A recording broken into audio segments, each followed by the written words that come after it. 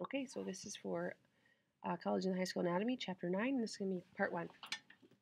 Chapter 9 is about the joints in the body, and there are a few ways you can categorize joints, either structurally or functionally. Structural has to do with the anatomy behind the joint, so whether or not there's a space in between the bones or the tissue, the connective tissue that's in between them. Functional is the movement that the joint can permit. The subcategories of structural classifications: fibrous joints are held together by dense collagen fibers.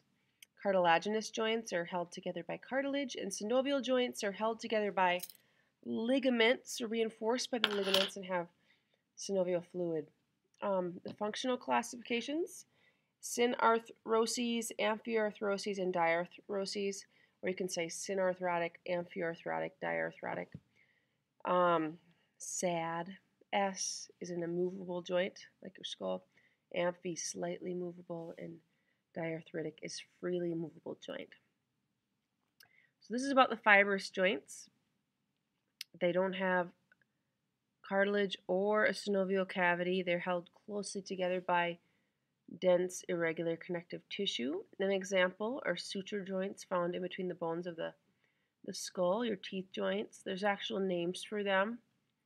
Sutures are the specific name of the joints in the skull.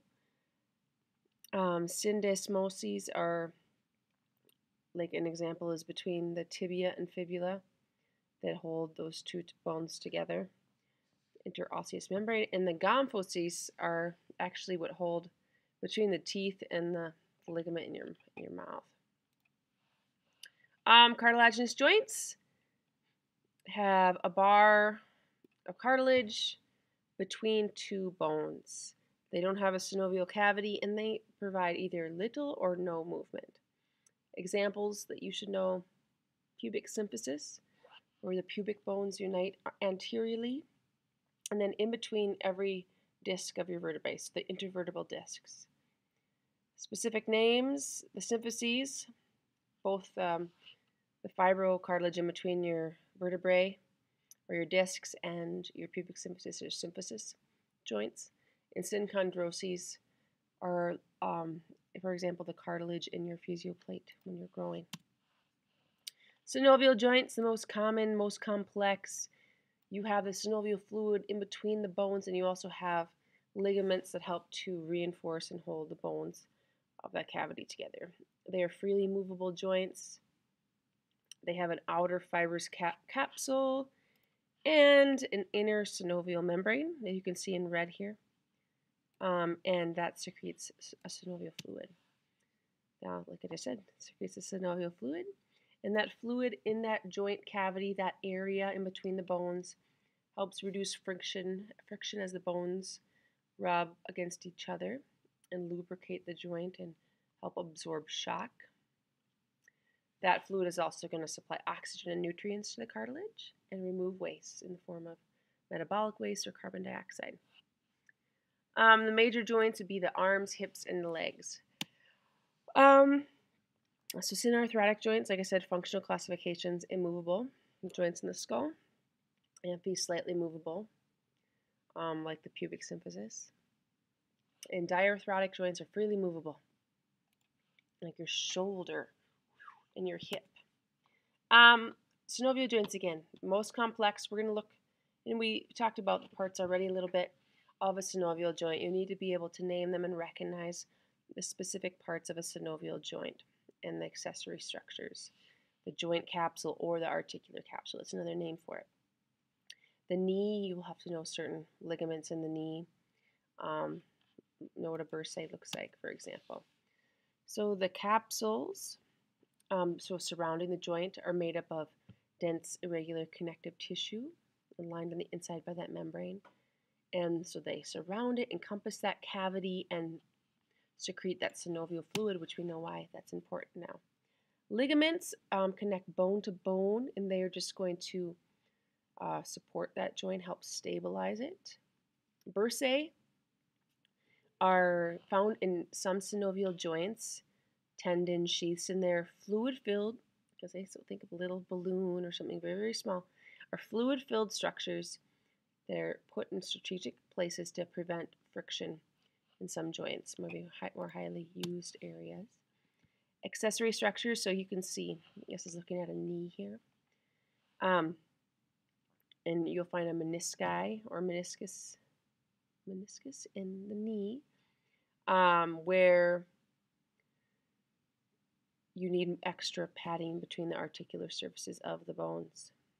Superior strength and allow bones of different shapes to fit together more tightly. The knee joint needs to be supported more strongly, so you'll have these little extra padding called menisci. Other ligaments in the joint, they can go outside the joint, like the patellar ligament over the knee and the patella, or they can be actually found in the joint, like the ACL, PCL of the knee. Other accessory structures in the joint, we're going to have blood supply, nerves in a joint, arterial branches, so branching out from the arteries, go in, penetrate that articular capsule. Nerve endings also are going to be found in a joint, and so they respond to movement or stretch in a joint. Like if you overstretch a joint, that pain is going to be relayed to your brain and spinal cord. This is a picture of the shoulder and the different parts again. We can see the bursae, the ligaments. Here's actually a muscle coming off. So synovial joints are the most complex because of all those accessory structures. There are different types of synovial joints. You should be able to name the types and examples of each. Not every one of these synovial joints is going to have all of those accessory structures. Here's just an image of all the different synovial joints together. A planar joint, names because the articulating surface is flat or slightly curved and permits a back and forth, side to side movement. An example is between the navicular and your tarsal and between the second and the third cuneiform. In this movement, then it permits, it's either two planes, so biaxial, or a triaxial movement. A hinge joint is you have a convex surface of one bone fitting into the concave version of another. It produces an opening and closing action like a hinge in a door. And it permits uniaxial, so one plane of movement in that joint. You can't move your elbow joint, for example, left to right, specifically in where the where the ulna meets the humerus. Okay. A pivot joint. Here you can see the radius, the ulna, and you see this ligament there. There's a pivot joint between the head of the radius right here and the radial notch of an ulna. Okay, and it's uniaxial, so one plane of movement, and that's an example of a rotation along a longitudinal axis. Pivot joint. Think about a pivot in basketball, or if that makes sense to you. A condyloid joint, the convex oval-shaped projection, so that would be like the lunate here, the scaphoid. One bone fits in the oval-shaped depression, so here the radius of another bone, allowing movement in two axes, so biaxial movement. Okay, so sorry, I was moving my phalanges there. Saddle joint, the opposable thumb, saddle joint. Notice how I can rotate a little bit here. Articular surface of one bone is saddle shaped, so that would be the metacarpal. Fits into the trapezium here. It's actually a modified condyline joint, but movement can be more than biaxial to include all three axes. So I can move left, right, forward, backward, and I can also go like that. A little bit more range of motion in that joint. And ball and socket, the ball of surface of one bone, the head of the bone, okay, fits into the cup-like depression of another. This type of joint allows the most movement possible. So the most movable ball and socket joint would be your shoulder, and your hip and your femur. It's also another movable joint, ball and socket. Range of motion, or ROM, is the range measured in degrees of a circle. You can actually measure the angle of movement in that joint. Um, and some factors that affect range of motion: structure of the bones, okay, the shape of the bones and how they fit together and how closely fit together determines a range of motion. Strength and tension of muscles and the joint ligaments. So if you have really tight ligaments in a joint, you're not going to have as flexible or as large a range of motion. If you have loose ligaments, you're going to be able to stretch that joint further.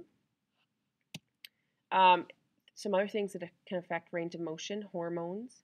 For example, during pregnancy, a hormone called relaxin that's the hormone that causes the pubic symphysis to stretch a little bit, including the back of the pelvis, the sacroiliac joint, cause your hips to widen.